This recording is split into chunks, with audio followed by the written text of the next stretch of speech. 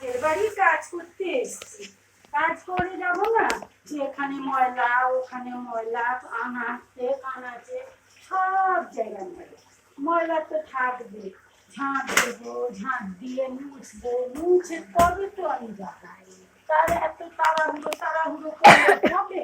হবে না। কি বলবো, বলার মতন কিছু নেই। বড় লোকের বাড়ি এসেছি, ধীরে ধীরে করতে হবে না?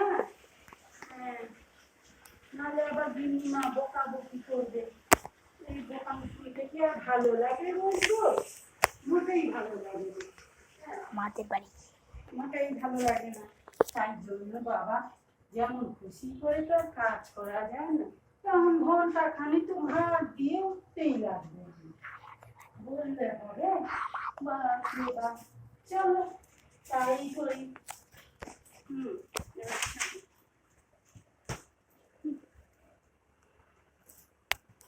হয়েছে হয়েছে।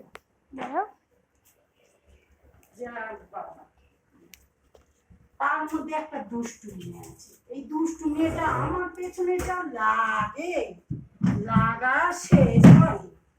হ্যাঁ, বাপরে বাপ, কাজ করবো কি, সে কাজের আরো 12টা বাজাবে।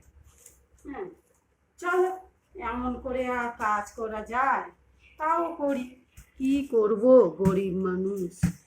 গরিব মানুষ বলে এত কষ্ট করেই চলতে হয়। পয়সা দুটো পেলে তবে তো আমার সংসারটা চলে, নাহলে আর কি করে চালাবো বলো?